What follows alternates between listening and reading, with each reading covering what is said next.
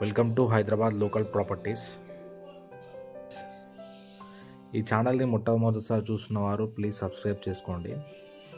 ఈ ఛానల్ వచ్చేసి మనకు అన్ని అందుబాటు ధరల్లో తక్కువ మిడిల్ క్లాస్ తీసుకునే విధంగానే ప్రాపర్టీస్ అనేది అప్లోడ్ చేయడం జరుగుతుంది. కాబట్టి ప్రతి ఒక్కరూ సబ్స్క్రైబ్ చేసుకోవాలని కోరుకుంటున్నాను. మీరు చూసే ప్రాపర్టీ వచ్చేసి మనకి నాదర్గులో ఉంది. ఇది మనకు G+1 అన్నమాట.